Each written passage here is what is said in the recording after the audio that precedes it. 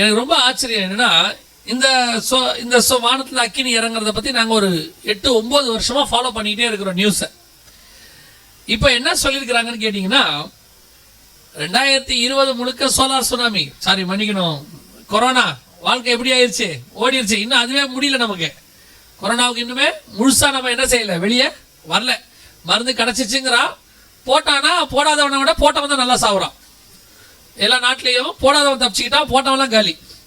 இப்போ அதனால இப்போ நம்ம ஊரில் வந்து பெரிய பெரிய ஆளுங்கள்லாம் விசுவாசத்தோடு இருக்கிறாங்க. எங்களுக்கு உடம்பு பரவாயில்ல, நல்லா இருக்குது, வேண்டாம் அப்படிங்கிற பெரிய ஆளுங்கள்லாம் முடிவு எடுத்துட்டாங்க. சரி கவனிங்க, இப்போ இது நடந்துகிட்டு இருக்கும் போதே இது நியூஸ் வந்துச்சு. இந்த நியூஸ்ல என்ன சொல்றாங்க அப்படின்னு கேட்டீங்கன்னா, 2021 அப்புறம் உங்களுக்கு யார் சொன்னா நல்ல காலம்னு அவர் சொல்றாரு. இந்த நியூஸ் சொல்லுது 2021 இருந்து சோலார் சுனாமி ஆரம்பிக்க போகுது. இப்போ ஏன்னா 2012 இருந்து 2022 வரைக்கும் ஒரு சைக்கிள் முடிவடையுது. 2022 அடுத்த சைக்கிள் ஆரம்பிக்குது. 2012 மார்ச் மாசம் 9ஆம் தேதி ஒரு சோலார் சுனாமி பூமிக்கு வந்துச்சு. நடந்துச்சான்னு கேட்டீங்கன்னா அதை பாருங்க, அது அதுக்கான ப்ரூஃப். மார்ச் மாசம் 9ஆம் தேதி 2012 ஒரு சோலார் சுனாமி பூமியை கிராஸ் ஆச்சு. கிராஸ் ஆனதனுடைய விளைவாக இப்ப நல்லா கவனிச்சு பார்த்தீங்கன்னு சொன்னா, அன்னைக்கு நார்தர்ன் அயர்லாந்து பகுதி முழுக்க பச்சையா மாறிடுச்சு வானம். அன்னைக்கு உள்ள எல்லா பிளைட்டும் கேன்சல் ஆயிடுச்சு. இது தினத்தந்தி பேப்பர்ல வந்த செய்தி. நீங்க பாக்குறது தினத்தந்தி பேப்பர்ல வந்ததான செய்தி. நாங்க அப்பத்துல இருந்தே இதை எடுத்து வச்சுக்கிட்டு வரோம். ஒவ்வொரு நியூஸ் எதெல்லாம் வருதோ எல்லாத்தையும் எடுத்து வச்சுக்கிட்டே வரோம். இது அப்பத்தி பேப்பர்ல வந்ததான செய்தி. இப்போ என்ன சொல்றாங்கன்னா, அடுத்த சைக்கிள் தொடங்கிருச்சு. 2011 end, 2012 starting. இப்போ அடுத்த 11 வருஷம் கணக்கு போட்டா 2022க்கு எண்டுக்கு வரணும்.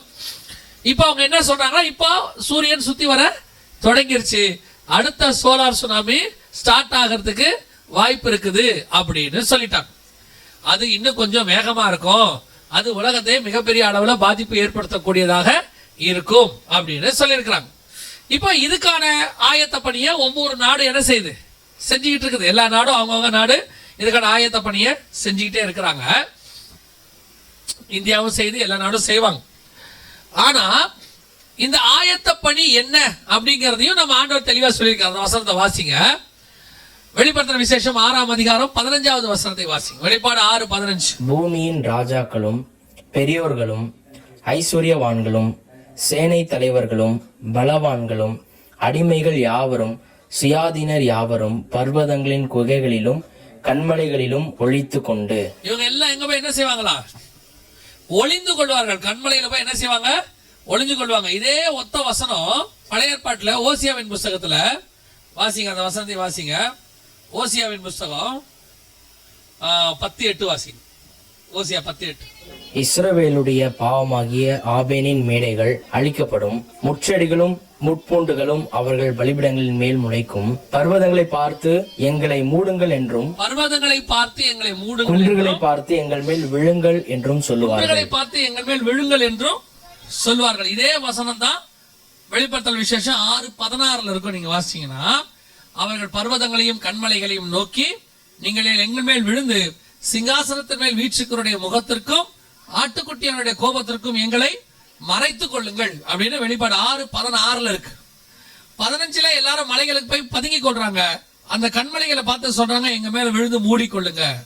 இப்ப எல்லா நாடும் நல்லா கவனிங்க, இப்ப எல்லா நாடும் வரப்போற சோலார் சுனாமில தப்பிக்கிறதுக்கு பெரும்பான்மையான நாடுகள் மலைகளுக்கு அடையில குகைகளை தோண்டியாச்சு. அத்தனை நாடுகளும் மலைகளுக்கு அடையில என்ன பண்ணிருக்காங்க, குகைகளை தோண்டி இருக்கிறாங்க. நாங்க 2012 ஒரு நியூஸ் சொன்னோம். என்ன நியூஸ் அப்படின்னு கேட்டீங்கன்னா, நார்வே பக்கத்துல ஸ்டாவல்பர்டுங்கிற இடத்துல உலகத்துல இருக்கிற எல்லா மரம் செடி கொடி எல்லாத்தினுடைய விதைகளுடைய சாம்பிளை கொண்டு போய் வச்சிருக்கிறாங்க. அங்க வந்து -25 டிகிரிக்கு 40 டிகிரிக்கு மேல இருக்கு. அதோட அர்த்தம் என்னன்னா, எவ்வளவு சோலார் சுனாமி வந்தாலும் அந்த இடம் என்ன ஆகாது, எரியாது. அந்த அளவுக்கு பனி மூடி இருக்கு. அந்த இடத்துல மறைச்சு வச்சிருக்காங்க 10 வருஷமா. எதுக்காகனா, ஒரு குளோபல் வார்மிங் என்ன செய்ய போகுது, வரப்போகுது, உலக அழிவு வரப்போகுது. அதுல இருந்து எல்லா மரச்செடி கொடி என்ன செய்யணும், பாதுகாக்கணும். இப்ப வாசிங்க நீங்க 8ஆம் அதிகாரம் வெளிப்படுத்தின விசேஷம் 7வது வசனத்தை வாசிங்க. முதலாம் தூதன் எக்காலம் ஊதினான். அப்பொழுது இரத்தம் கலந்த கல்மழையும் அக்னியும் உண்டாகி பூமியிலே கொட்டப்பட்டது. அதனால் மரங்களின் 1/3 வெந்து போயிற்று, பசும் புல்லெல்லாம் எரிந்து போயிற்று. இதுக்கு வசனத்துல இருக்கு. ஆனா அவங்க வசனத்துல இருந்து எடுக்கல. அவங்க என்ன பண்ணிருக்கிறாங்கன்னா, இதுல இருந்து பாதுகாக்கிறதுக்கு எல்லாத்தையும் கொண்டு போய் வச்சிருக்காங்க. அவங்க சொல்றாங்க, சோலார் சுனாமிக்கு நாங்க என்ன ஆகுறோம், ரெடி ஆகுறோம். அதுவும் எங்க இருக்கிறாங்க, பெரிய பனிமலைக்கு அடியில. இதே மாதிரி எல்லா நாடும் தங்கள் நாட்டு மக்களுக்கு என்று உருவாக்கி இருக்கிறாங்க. இதைத்தான் எல்லாரும் சேர்ந்து குளோபல் வார்மிங் சொல்லி இப்ப எல்லாரும் ஒரு பாதுகாப்பு வளையத்தை உண்டாக்கிட்டு இருக்கிறாங்க. இனி அதை பத்தி நிறைய பேசுவாங்க. அடுத்த 10 வருஷம் அதை பத்தி எல்லாரும் நிறைய பேசுவாங்க. 2030க்குள்ள இது பெருமளவில் பேசப்படும். ஆனா இத பத்தி நம்ம ஆண்டவர் ஏற்கனவே நமக்கு தெளிவா சொல்லி இருக்கிறாரு. சபைக்கும் கத்தர் என்ன கொடுக்கிறாரு, எச்சரிப்பு கொடுக்கிறாரு. அப்போ உலகத்தில் அந்த இடத்துல இருக்கு பாருங்க, அந்த 6:15 வெளிப்பாடு. அதுல யார் யாரெல்லாம் பதுங்கி கொள்றாங்க, பூமியின் ராஜாக்களும் பெரியோர்களும் ஐஸ்வர்யவான்களும் சேனை தலைவர்களும் பலவான்களும் அடிமைகள் யாவரும் சுயாதீனர் யாவரும். அதுல ஒன்னே ஒண்ணு மிஸ் ஆகுது பாத்தீங்களா, ஒன்னே ஒண்ணு மிஸ் ஆகுது பாருங்க. ஐஸ்வர்யவான் வந்து அடுத்து யார் வரணும், தரித்திரன் ஒண்ணு வரணும்ல. அங்க தரித்திரர் இல்ல பாருங்க. ஐஸ்வர்யவான் சொல்ற இடத்துல நம்ம பொதுவா யாரை யூஸ் பண்ணுவோம், ஆப்போசிட்டா தரித்திரர். அப்ப என்ன வரணும், பூமியின் ராஜாக்களும் பெரியோர்களும் ஐஸ்வர்யவான்களும் தரித்திரம் வரணும்ல. ஆனா பூமிக்கு அடியில போய் பதுங்கி கொள்ற கூட்டத்துல யாரு இல்ல, தரித்திரர் இல்ல. ஏன் இல்ல? இந்த பூமிக்கு அடியில போய் பதுங்கி கொள்றாங்களே, அதுக்கு பேரு பங்கர்ஸ்னு பேரு. இப்ப எல்லாரும் எல்லா நாடும் தங்கள் நாட்டு மக்களுக்கு பங்கர்ஸ் ரெடி பண்ணுது.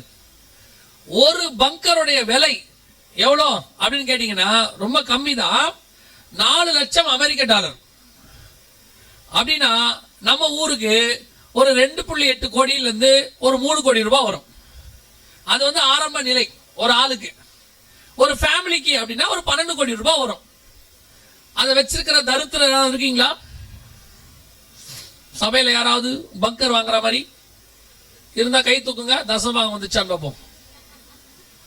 நிஜம், நீங்க போய் பாருங்க. எங்கிட்ட ப்ரூஃப்ல இன்னொரு பவர் பாயிண்ட்ல இருக்குது. இப்ப வச்சிருக்கிறாங்க, பதுக்கி கொள்றதுக்கு எல்லாம் ரெடி பண்ணி வச்சிருக்கிறாங்க. ஒரு ஆளுக்கு ஒரு பங்கருக்கு 4 லட்சம் அமெரிக்க டாலர். கிட்டத்தட்ட இந்தியா பணத்துல 3 கோடி ரூபாய்க்கு மேல வரும். 2 கோடி 80 லட்சம் ரூபாய்க்கு மேல வரும். கணக்கு பண்ணி இன்டு 70 நீங்க போட்டுக்கணும். நீங்க கணக்கு பண்ணி பாருங்க எவ்வளவு வருதுன்னு சொல்லி. எல்லாரும் இப்ப ரெடி ஆயிட்டு இருக்கிறாங்க.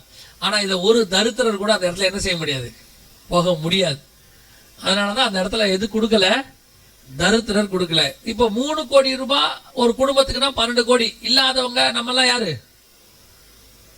நீங்க நல்லா யாரு, சந்தோஷமா சொல்லுங்க. என்னைக்காவது இப்படி சொல்லிருப்பீங்களா, நான் ஒரு தரித்திரம்னு சொல்லிருக்கீங்களா இல்லையா? இல்ல. இப்ப சொல்லுங்க, நம்ம யாரு? உண்மை அதான். ஆனா அதுதான் ஆசீர்வாதம். ஏன் தெரியுமா? வசனம் சொல்லுது, குருடர்கள் பார்வை அடைகிறார்கள், செவிடர்கள் கேட்கிறார்கள், முடவர்கள் நடக்கிறார்கள், மரித்தோர் உயிர்ப்பிக்கப்படுகிறார்கள், தரித்திரருக்கு சுவிசேஷம் பிரசங்கிக்கப்படுகிறது. அல்லேலூயா. உங்களுக்கு எனக்கு ஒரு சுவிசேஷம் இருக்கு, உங்களுக்கு எனக்கு ஒரு நற்செய்தி இருக்கு. காசுள்ளவர்கள் அந்த மலைகளுக்கு அடியிலே பதுங்கி கொள்ளுகிறார்கள். உங்களுக்கும் எனக்கும் ஒரு மலை உண்டு, அந்த கண்மலை கிறிஸ்துவே என்று வேதம் சொல்லுகிறது. அல்லேலூயா. இவைகள் எல்லாம் போய் ஒரு மலையில பதுங்குவாங்க. இவைகளுக்கு நடுவில் அவரை நம்புற உங்களை என்னையும் கத்தர் காப்பாற்ற போறார். நான் விளையாட்டுக்கு சொல்ல காப்பாத்துறாருன்னு அங்கே வசனத்திலே அப்படிதான் இருக்கு. அப்படியே வாசிங்க. 7ஆம் அதிகாரம் 9ஆம் வசனம், வெளிப்பாடு 7:9. இவைகளுக்கு பின்பு நான் பார்த்தபோது சகல கோத்திரத்திலிருந்தும் ஜாதிகளிலிருந்தும் பாஷைக்காரருந்தும் மீட்கப்பட்டதும் ஒருவரும் எண்ணக்கூடாதுமாகிய திரளான கூட்டமாகிய ஜனங்கள் வெள்ளை அங்கிகளை தரித்துக் கொண்டு தங்கள் கைகளிலே குருத்தோலைகளை பிடித்துக் கொண்டு சிங்காசனத்திற்கு முன்பாகவும் ஆட்டுக்குட்டியானவருக்கு முன்பாகவும் நிற்க கண்டேன். அதே 6ஆம் அதிகாரம் 15ஆம் வசனத்தில் 16ஆம் வசனத்துல கண்மலைகளையும் பர்வதங்களையும் நோக்கி எங்கள் மேல் விழுந்து சிங்காசன வீற்றுகளுடைய முகத்திற்கும் ஆட்டுக்குட்டியானுடைய கோபத்திற்கும் எங்களை மறைத்துக் கொள்ளுங்கள்னு கீழே போனாங்க. 7ஆம் அதிகாரம் 9ஆம் வசனத்துல அதே சிங்காசனத்துக்கு முன்பாகவும் ஆட்டுக்குட்டியானவருக்கு முன்பாகவும் ஒரு கூட்டம் போய் நிக்குது. 6ஆம் அதிகாரத்துல ஒரு கூட்டம் அவங்களுக்கு பயந்துகிட்டு கீழே போயிருச்சு. 7ஆம் அதிகாரத்துல ஒரு கூட்டம் அவங்கள பாக்குறதுக்கு மேல போயிருச்சு. அல்லேலூயா. இந்த 6ஆம் அதிகாரத்துல உலகத்துல இருக்கிற எல்லாருமே இருக்கிறாங்க. யார் இருக்கிறாங்க? பூமியின் ராஜாக்கள், பெரியோர்கள், ஐஸ்வர்யவான்கள், சேலைத்தலைவர்கள், பலவான்கள், சுயாதீனர், அடிமைகள் அத்தனை பேர் இருக்கிறாங்க. ஆனா தரித்திரர் மட்டும் இல்ல. இந்த தரித்திரருக்கு நற்செய்தி பிரசங்கிக்கப்படுகிறது. அதை ஏற்றுக்கொண்ட அத்தனை பேரும் 7ஆம் அதிகாரத்தில் அவரை சந்திக்கும்படி மேலே போய்விட்டார். அல்லேலூயா. அந்த நற்செய்தி தான் கர்த்தர் உங்களுக்கும் எனக்கும் இன்னைக்கு கொடுத்துக்கிட்டு இருக்கிறார். இந்த கொரோனா வைரஸை எடுத்துக்கொள்ளுங்க. எவ்வளவு பெரிய ராஜாக்கள்லாம் செத்து போயிட்டாங்க. எவ்வளவு பெரிய அரண்மனைகளுக்குள்ள அந்த கிருமி உள்ள போயிருச்சு. எவ்வளவு பெரிய நாடு இன்னும் திறக்காம இருக்கு. உலகத்தையே அரசாண்ட ஒரு என்ன சொல்றது, வல்லரசு இங்கிலாந்து மார்ச் 31 வரைக்கும் லாக்டவுன். நம்ம போய் மலேசியால வேலை கிடைச்சா ஓகேன்னு சொல்றோம். ஆகஸ்ட் 31 வரைக்கும் லாக்டவுன். அமெரிக்காவை துண்டிக்கப்பட்ட நகரமா மாத்திட்டாங்க. யாரும் அமெரிக்காவுக்கு போகவும் கூடாது, வரவும் கூடாதுன்ட்டான். அப்பேற்பட்டதான கிருமி அத்தனை பேரை அடிச்சு நவுத்திக்கிட்டு இருக்கு. ஆனால் உங்களையும் என்னையும் கர்த்தர் கிருபையாக சந்தோஷமாக நம்மளை கொண்டு உட்கார வச்சிருக்கிறார். அல்லேலூயா. நீங்க நானும் ஜீவனோடு கூட இருக்கிறோம். எனக்கு பார்க்க ஆச்சரியமா இருக்குது. விளாடிமிர் புதின் சொல்லி ரஷ்ய அதிபர் இருக்கிறாரு. அவருடைய பர்சனல் டாக்டர் அவுட்டு. ஸ்பெயின் இளவரசி காலி. இங்கிலாந்து பிரதமருக்கு கொரோனா, தப்பிச்சு வந்துட்டாரு. எல்லாருக்கும் மாறி மாறி அடிச்சு நவுத்துது. பெரிய பெரிய ஆளெல்லாம் அட்மிட் ரிட்டர்ன். நீங்களும் நானும் மாஸ்க்கும் கிடையாது, ஒன்றும் கிடையாது. நம்ம ஆட்கள்லாம் ரொம்ப கேஷுவலா இருக்கான். போன வாரம் பெங்களூர் போனேன். அத்தனை பேரும் மாஸ்க் இல்லாட்டி 250 ரூபா ஃபைன். நம்ம அங்க போனோம்னு நமக்கு அது வித்தியாசமா இருக்குன்னா எல்லாம் மாஸ்க் போட்டிருக்கீங்கன்னு. இப்போ அவங்க கேட்டாங்க, இல்லை உலகமே போட்டிருக்குதே, நீங்க எங்க நாட்டுக்கு வாங்க, எங்க மக்களை வந்து பாருங்கள். எங்கள் மக்கள் அவங்க வந்தாங்க. அதுக்கப்புறம் வந்து பார்த்துட்டு சொல்றாங்க, என்ன யாருமே மாஸ்க் போடல, முதலமைச்சரே போடல, நாங்க ஏன் போடுறோம், நாங்க ஸ்ட்ராங்கா இருக்கோம்யா. கர்த்தர் கிருபையா தமிழ்நாட்டை வச்சிருக்கிறார். அந்த இது நடந்துச்சா நமக்கு டிசம்பர் 31 பிரேயர் நைட்டு, காலையில 31 நைட் ஆல் நைட் பிரேயர். நமக்கு 31 நைட் இருந்துச்சுல்ல. அதான் எனக்கு ரொம்ப ஆச்சரியம். தமிழ்நாட்டில் மட்டும்தான் நடந்திருக்கு. இந்தியாவில வேற எங்கேயுமே கிடையாது, உலகத்துல எங்கேயுமே கிடையாது. டிசம்பர் 31 நைட் பிரேயர் தமிழ்நாட்டில் மட்டும்தான் நடந்திருக்கு. வேற எங்கேயுமே வைக்க விடல. எல்லாரும் லாக்டவுன், எல்லாரும் வரக்கூடாது, தொத்த போதுங்கிறான். நமக்கு தொத்தவே தொத்தாதாமா. அதை விட பெரிய விஷயம், நம்ம தமிழ்நாட்டில் இல்லையாமா. இப்போ 1000க்கு கீழே போயிட்டோமாமா. நம்ம எல்லாம் முடிஞ்சு போச்சு. இப்ப நமக்கு ஒண்ணுமே இல்லையாமா. மருந்து எதுக்கு வாங்குறதுனே தெரியல, வேஸ்ட். இப்ப பாருங்க, உண்மையோ பொய்யோ, ஆனா நம்ம மாஸ்க் நம்ம போடுறது இல்லை. உண்மையோ பொய்யோ, கர்த்தர் நம்மளை கிருபையாக உட்கார வச்சிருக்கிறார். நாம பலத்தோடு கூட இருக்கிறோம். அல்லேலூயா. இதே ஆண்டவர் இன்னும் ஜீவனோடு கூட இருக்கிறார். அடுத்த பேரழிவு, பெரிய அழிவு இது வரும்போதும் அந்த கண்மலை உங்களையும் என்னையும் காப்பாற்றும். உங்களையும் என்னையும் அவர் தம்முடைய மலைகளுக்குள்ளே வைத்து, கண்மலையின் வெடிப்புகளிலே வைத்து, கரங்களால் மூடி பாதுகாக்க அவர் வல்லமையுள்ளவராய் இருக்கிறார். அல்லேலூயா. இந்த வரப்போது, உலக அழிவு நடக்க போது, நிச்சயம் அதுல எந்த மாற்று கருத்தும் இல்லை. ஆனா அதுல இருந்து தப்பிக்கிறதுக்கு என்ன செய்யணும் அதை மாத்திரம் நான் சொல்லிட்டு முடிக்கிறேன். நான் போன தடவை வந்தபோது சொன்னேன். ஆனா அதுதான் ஃபார்முலா. 7 காரியங்கள் நீங்கள் செய்ய வேண்டும். இந்த 7 காரியங்களை நீங்கள் செய்யும் போது கர்த்தருடைய வருகையிலே பிரவேசிப்பது எளிது. முதலாவதாக, இயேசு கிறிஸ்துவின் ரத்தத்தினாலே பாவ மன்னிப்பின் நிச்சயத்தை நீங்கள் பெற்றிருக்க வேண்டும். இயேசு என் பாவத்தை மன்னிச்சிருக்கிறாருங்கிற நிச்சயம் இருக்கணும். இல்லைங்க, நான் கிறிஸ்தவ குடும்பத்துல பிறந்தேன், நாங்க பரம்பரையா கிறிஸ்டின், தலைமுறையா கிறிஸ்டின், நாங்க ஊழியக்கார நீங்க யார வேணா இருந்துக்கோங்க. ஆனா வசனம் சொல்லுது, என் தாய் என்னை பாவத்துல கற்பம் தரித்தாள். பிறந்த அத்தனை பேருக்கு என்ன வேணும்? ரட்சிப்பு வேணும். பாவத்தை அறிக்கை செய்து பாவம் மன்னிக்கப்பட்டதுக்கான நிச்சயம். 2வது, பிதா குமாரன் பரிசுத்தாவின் நாமத்தினாலே தண்ணீர்ல மூழ்கி ஞானஸ்தானம் எடுத்துக்கணும். ஞானஸ்தானம் எடுக்காம வருகையில பிரவேசிக்கவே முடியாது. குழந்தைகளை எடுத்துட்டோம், நாங்க திருப்பி ஞானஸ்தானம் எடுக்கணுமா? ஒரே ஞானஸ்தானம் தானே. குழந்தைகள் எடுக்கிறதுக்கு பேர் ஞானஸ்தானமே கிடையாது. ஏன்னா வசனம் சொல்லுது, ஞானம் வந்த பிறகுதான் என்ன எடுக்கணும்? ஸ்நானம் எடுக்கணும். எப்ப ஞானம் வரும்? கர்த்தருக்கு பயப்படுதலே ஞானத்தின். எப்ப கர்த்தருக்கு பயப்படுவோம்? தீமை விட்டு விலகுதலே கர்த்தருக்கு பயப்படுகிற பயம். அப்ப எப்ப ஞானஸ்தானம் எடுக்கணும்? தீமை விட்டு விலகி கர்த்தருக்கு பயந்து பாவத்தை அறிக்கை செய்து நம்ம என்ன செய்யணும்? பாவத்துக்கு மரித்து நீதிக்கு உயிர்த்தெழுதல். அந்த ஞானஸ்தானத்தை நீங்க எடுக்கணும். எடுத்திருக்கிறீங்களா? இல்லைன்னா அதை கண்டிப்பாக எடுக்கணும். எடுக்காவிட்டால் வருகையில போக முடியாது. 3வது, எபேசியர் 4:30 சொல்லுது, மீட்கப்படும் நாளுக்கென்று முத்திரையான பரிசுத்த ஆவியானவர். பரிசுத்தாவின் அபிஷேகம் கிடையாது, அந்நிய பாஷை கிடையாது, இப்படிலாம் நிறைய பேர் சொல்லுவாங்க. ஆனா வசனம் சொல்லுது, நீங்கள் மீட்கப்படும் நாளுக்கென்று முத்திரையான பரிசுத்த ஆவியானவர். அவர்தான் உங்களை மீட்புக்கான முத்திரை. அவர் இருந்தாதான் நீங்க என்ன செய்ய முடியும்? போக முடியும். பரிசுத்தாவின் அபிஷேகம் பெறாதவங்க அபிஷேகத்தை பெற்றுக்கொள்ளுங்க. உங்க சபையில் நடக்கிற அபிஷேக கூட்டத்துல கலந்து கொள்ளுங்க. வாஞ்சியும் தவணம் உள்ள ஆத்துமாக்களை கர்த்தர் என்ன செய்யறாரு? நிரப்புகிறார். 4வது ரொம்ப முக்கியம். அப்போஸ்தலர் நடவடிக்கைகள் 2ஆம் அதிகாரம் 40ஆம் வசனம் சொல்லுது, மாறுபாடான இந்த சந்ததியை விட்டு விலகி உங்களை ரட்சித்துக் கொள்ளுங்கள். வேறுபாடு உள்ள வாழ்க்கை. உலகத்துக்கும் உங்களுக்கு என்ன இருக்கணும்? ஒரு வேறுபாடு, வித்தியாசம் இருக்கணும். நீங்க அந்த வேறுபாடு உள்ள வாழ்க்கை வாழாம உலகத்துக்கு ஒத்த வேஷம். சிலர் சபைக்குள்ள ஓகே, வெளியே போனா அவங்களுக்கு ஏற்ற மாதிரி. அதுல வேற ஒரு பெருமையா வேற சொல்லுவாங்க. எல்லாரும் என்னுடைய ஆபீஸ்ல குடிக்க போனாங்க, நானும் போனேன், ஆனா நான் குடிக்கவே இல்லை, கொக்கோ கோலா தான் குடிச்சேன். பெருமை அதுல வேற. சிலர் சொல்லுவாங்க, எல்லாரும் உட்காந்து தண்ணி அடிச்சாங்க, நான் மட்டும் கொக்கோ கோலா குடிச்சிட்டு வந்தேன் தெரியுமா அப்படிம்பாங்க. அப்போ நீங்க அப்படி கொக்கோ கோலா குடிச்சிட்டு இருக்கும்போது, எல்லாரும் தண்ணி அடிச்சிட்டு இருக்கும்போது தூரத்துல இருந்து பாக்குறவங்களுக்கு எப்படி தெரியும்? அங்கே 8 பாவிகளும் ஒரு பரிசுத்தவனா உட்கார்ந்து இருக்கிறாருன்னு தெரியும். அப்படியே கண்டுபிடிப்பாங்க. அங்கே பாருங்கள், ஒருத்தர் மேல் மாத்திரம் வானத்திலிருந்து வெளிச்சம் விழுகிறது, அவர் நீதிமானா இருப்பாரோ அப்படியே நினைப்பாங்க. அந்த 10 பாவியில ஒரு படுபாவி உட்காந்துருக்கான் பாருங்கம்மா. நம்மளை பார்த்து நம்மளையும் சேர்த்து பாவியா தானே பார்க்க போறான். என்னன்னா இவங்க என்ன நினைக்கிறாங்கன்னா, நம்ம ஆபீஸ்லயோ காலேஜ்லயோ அந்த ஸ்கூல்லயோ அவங்களுக்கு ஏத்த மாதிரி இருந்தாதான் நம்மள என்ன செய்வாங்க? மதிப்பாங்க. இல்லைன்னா என்ன செய்யாது? உலகம் நம்மள மதிக்காது. நீங்க அவங்களுக்கு ஏத்த மாதிரி இருந்தாதான் அவங்க மதிப்பாங்க. ஆனா அவங்களுக்கு ஏத்த மாதிரி இருந்தீங்கன்னா பரலோகம் உங்களை மதிக்காது. இப்போ பரலோகம் மதிக்கணுமா அவங்க மதிக்கணுமா? அவன் ஒரு 2 வருஷம் கூட வருவான், 3 வருஷம் கூட வருவான், வராம கூட போவான். ஆனா அவங்க கூடவே வர போறவர் இயேசு கிறிஸ்து தான். நீங்க இருக்கிற வேலை பார்க்குற ஸ்தலம் கொஞ்ச நாள், படிக்கிற இடம் கொஞ்ச நாள், படிக்கிற ஸ்கூல் கொஞ்ச நாள், அதுக்கப்புறம் அதை விட்டு வந்துடுவீங்க. அவங்களுக்காக நீங்க மாறிட்டீங்கன்னா நீங்க பரலோகத்துக்குள்ள பிரவேசிக்கவே முடியாது. ஆனா அதுதான் நிரந்தரம். இப்ப நீங்க யாருக்காக உங்களை மாத்த போறீங்க? இயேசுக்காகவா உலகத்துக்காகவா? இன்னைக்கு நம்ம உலகத்துக்கு ஏற்ற மாதிரி மாறுறோம். வேதம் சொல்லுது, உலகத்துக்கு ஒத்த வேஷம். நான் எப்பவும் சொல்லுவேன், யூத் மீட்டிங் அப்படின்னா உடனே கோரியோகிராஃபி. யார் ஆடுறீங்க, யார் உருப்படாம போறீங்கன்னு அர்த்தம். உடனே முடிவு பண்றான், யூத் மீட்டிங்னா கோரியோகிராஃபி. யார் சொன்னா அப்படி? எதுக்கு அது போடணும்?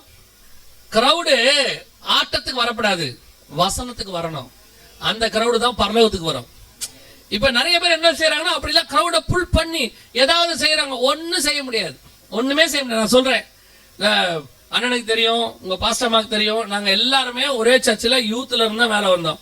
எங்க சர்ச்சில் ஆட்டமும் கிடையாது, பாட்டமும் கிடையாது, ஒண்ணும் கிடையாது, வெறும் வசனம் மட்டும்தான். நான் சொல்லுவேன், அன்னைக்கு வாலிபர்ல இருந்தவங்கள 90% பேர் இன்னைக்கு ஊழியக்காரனை மாறி இருக்கிறாங்க எங்க சர்ச்சில். எங்களுக்கு வெறும் வசனம் மட்டும்தான் கொடுத்தாங்க. அதுலயும் எங்க சர்ச்சில் ஆட்டம் போட்டவங்களா இன்னைக்கு இல்ல. அதான் ரொம்ப முக்கியம். அங்கேயும் ஒரு 10% ஆட்டம் போட்டுச்சு. இஷ்டத்துக்கு பண்ணிக்கிட்டு, இஷ்டத்துக்கு ட்ரெஸ் பண்ணிக்கிட்டு, இஷ்டத்துக்கு முடி வளர்த்துட்டு ஒரு குரூப் இருந்துச்சு. அது எதுவுமே நீங்க ஆண்டவருக்குள்ள இல்ல. அன்னைக்கு கர்த்தருடைய வார்த்தையும் ஊழியக்கார வார்த்தையும் கேட்டு கீழ்ப்படிஞ்சு அன்னைக்கு வாழ்ந்த அத்தனை யூத்தும் இன்னைக்கு ஊழியக்காரனா இருக்கிறான். நாங்க சொல்லுவோம், சாட்சி சொல்லுவோம், தைரியமா சொல்லுவோம். எதுக்கு சொல்றேன்னா, இன்னைக்குதான் புதுசா கண்டுபிடிச்சிருக்கிறாங்க. இல்ல, இன்னைக்கு உள்ள ட்ரெண்ட் நல்லா கவனிச்சுக்கொள்ளுங்க. ட்ரெண்ட் மாறும், முடி வெட்டுற ஸ்டைல் மாறும், தாடி வைக்கிற ஸ்டைல் மாறும். இப்பெல்லாம் புதுசா தாடி வச்சு மீசெல்லாம் அலையறான். இல்லனா இங்க இருந்து வளர்த்து வாய்க்குள்ள விட்டுருக்கான்.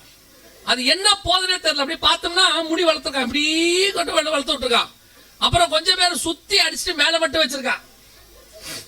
நிறைய பேர் வச்சிருக்கான். கேட்டா இன்னைக்கு ட்ரெண்ட். நான் சொல்லுவேன், இன்னைக்கு ட்ரெண்டுக்கு வச்சுக்கோ, திருப்பி நாளைக்கு ட்ரெண்டுக்கு வச்சுக்கோ. இந்த ட்ரெண்ட் எல்லாம் மாறிக்கிட்டே இருக்கும். ஒரே ஒருத்தர் மட்டும்தான் நேற்றும் இன்றும் என்றும் மாறாதவர். அந்த ட்ரெண்டுக்கு நீ வந்துட்டீனா அவரை போல மாறிடுவேன். அதுக்கு தான் ஆண்டவர் உங்களை என்னை அழைச்சிருக்கிறார். குமாரனின் சாயலுக்கு ஒப்பாயிருக்கும்படி நீங்கள் அழைக்கப்பட்டீர்கள்னு ரோமர் 8:29 சொல்லுது. நீங்க இன்னைக்கு இருக்கிற ட்ரெண்டுக்காக அழைக்கப்படல. சபை அதுக்கான இடமே கிடையாது. சபை இன்னைக்கு இருக்கிறவங்க மாதிரி மாத்துறதுக்கு உங்களை கூப்பிடல, உங்களை என்டர்டைன் பண்றதுக்கு கூப்பிடல, உங்களை ஜாலியா வச்சுக்கலாம் நாங்க கூப்பிடவே இல்லை. திருப்பியும் சொல்றேன், நீங்க ஜாலியா இருக்கிறதுக்குலாம் இங்க வர வேண்டாம். பரலோகத்துக்கு போகணும்னா இங்க வாங்க, டிரான்ஸ்ஃபார்ம் ஆகணும்னா இங்க வாங்க. அதுக்குதான் இடம். வேறுபாடு உள்ள வாழ்க்கை ரொம்ப முக்கியம்.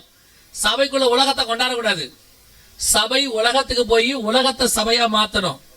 சபைக்குள்ள உலகம் வந்து சபை என்னவா மாறக்கூடாது, உலகமா மாறக்கூடாது. அந்தந்த சூழ்நிலைக்கு ஆண்டவர் பார்த்துக்கிட்டே இருப்பாரு. அந்தந்த சூழ்நிலைக்கு ஏற்ற மாதிரி மாறவனை தள்ளி விட்டுக்கிட்டே இருப்பாரு. எப்பேற்பட்ட பிரதான சீஷன் பேதுரு சூழ்நிலைக்கு ஏற்ற மாதிரி மாறிக்கிட்டே இருப்பாரு. மீன் பிடிக்கிற போறேன் பாரு, அதுக்கு பிறகு என்ன செய்வாரு, நான் வந்துட்டு மறுதளிக்கிறேன் பாரு, தெரியாதும் பாரு, சிச்சுவேஷனுக்கு ஏற்ற மாதிரி மாறுவாரு. ஒரு நாள் வந்தது, அவரை தள்ளிட்டார் ஆண்டவர். அவருக்கு பதிலாக யாரை கொண்டு வந்தாரு, பவுலை கொண்டாந்து அவர் மேலதான் சபை கட்டப்பட்டுச்சு. ஏன்? கிறிஸ்துவுக்காக கடைசி வரைக்கும் நிக்கிறவன் தான் மாறுவான். சிச்சுவேஷனுக்கு ஏற்ற மாதிரி மாறுறவனை கர்த்தர் பயன்படுத்த முடியாது. ஒருவேளை கர்த்தர் உனக்கு ஒன்றும் சொல்லாம இருப்பாரு, ஆனா உன்னை ரிஜெக்ட் பண்ணிருப்பாரு, உனக்கு அது தெரியவே தெரியாது. 10 வருஷம் கழிச்சு தெரியும். ஊழியத்துல ஒரு வளர்ச்சி இருக்காது, ஊழியத்துல ஒரு மேன்மை இருக்காது. 10ஓட 11 நானும் போய் உட்காந்துட்டு வர மாதிரி இருக்கும். ஆனா நீ கர்த்தருக்கென்று வைராகியமா இன்னைக்கு நின்னா, நாளைக்கு யூனிக்கா கொண்டு போய் கர்த்தர் உன்னை தனித்து ஒரு ஊழியத்துல கொண்டு போய் உயர்த்தி வைப்பார். அல்லேலூயா. வேறுபாடு உள்ள வாழ்க்கை ரொம்ப முக்கியம். 5வது, சுவிசேஷம் அறிவித்தல் உங்கள் மேல் விழுந்த கடமை. You must preach gospel.